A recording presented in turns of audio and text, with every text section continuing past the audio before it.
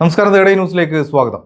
Yemen ജയിലിൽ കഴിയുന്ന നിമിഷപ്രിയ നമ്മൾ ഓരോ മലയാളിക്കും വേദന നിറഞ്ഞ ഒരു പേര് തന്നെയാണ്. ആ സഹോദരിയുടെ ജീവൻ എങ്ങനെയും രക്ഷിക്കണം എന്നാവശ്യപ്പെട്ടുകൊണ്ട്, അല്ലെങ്കിൽ അതുമായി ബന്ധപ്പെട്ട് നിരവധി സംഘടനകൾ, ആളുകൾ, സർക്കാരുകൾ, കേന്ദ്ര സർക്കാരുകൾ, മറ്റ് ജീവകാരുണ്യ പ്രവർത്തകരൊക്കെ തന്നെ ഇപ്പോഴും ആ ഒരു പ്രവർത്തനവുമായി മുന്നോട്ട് പോവുകയാണ്.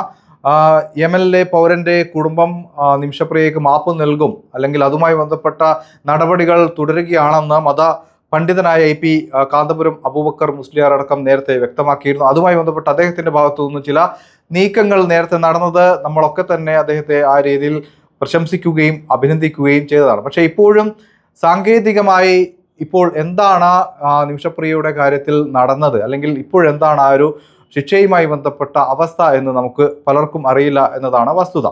അപ്പോഴാണ് ഈ നിമിഷപ്രിയയുടെ പേരിൽ പണപ്പിരിവ് നടത്തുന്നുവെന്ന് കേന്ദ്ര സർക്കാർ ഒരു മുന്നറിയിപ്പ് നൽകുന്നത്.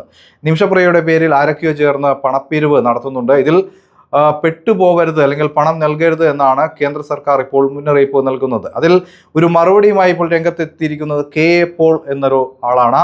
KA പോൾ നേരത്തെ നിമിഷപ്രിയയുമായി ബന്ധപ്പെട്ട മോചനവുമായി ബന്ധപ്പെട്ട കാര്യങ്ങളിലൊക്കെ തന്നെ പ്രവർത്തിക്കുകയും അതിൽ സജീവമായി ഉണ്ടായ ആളാണ്.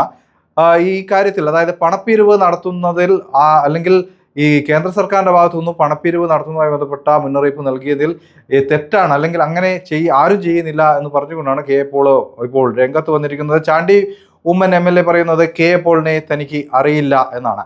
മാത്രമല്ല, ഇപ്പോൾ ഇത്തരം കാര്യങ്ങളൊന്നുമല്ല സംസാരിക്കേണ്ടത്, നിമിഷപ്രിയയുടെ ജീവൻ രക്ഷിക്കുകയാണ് വേണ്ടതെന്ന് ചാണ്ടി ഉമ്മൻ വ്യക്തമാക്കുന്നു. അത് തന്നെയാണ് ഈ ഘട്ടത്തിൽ പറയാനുള്ളത്. ഒരു അമ്മയും മകളും ഒരു ഭർത്താവും നമ്മുടെ നാട്ടിൽ അവരുടെ ഏറ്റവും പ്രിയപ്പെട്ട നിമിഷപ്രിയയെ ജീവനോടെ നാട്ടിലേക്ക് എത്തിക്കാൻ വേണ്ടിയുള്ള ശ്രമം കണ്ണീരോടെ കാത്തിരിക്കുന്ന ഒരു കുടുംബമുണ്ട്. അതിനിടയിൽ ചിലരെങ്കിലും മുതലെടുപ്പിനായി ഇത്തരത്തിൽ പണപ്പിരിവും മറ്റും നടത്തുന്നത് അത് ദൈവത്തിന് നിരക്കാത്ത പ്രവൃത്തിയാണെന്നേ പറയാനുള്ളൂ. അങ്ങനെ ആരെങ്കിലും ചെയ്യുന്നുണ്ടെങ്കിൽ അവർക്കുള്ള ശിക്ഷ ദൈവം തന്നെ നൽകട്ടെ എന്ന് മാത്രമേ പറയാനാവൂ.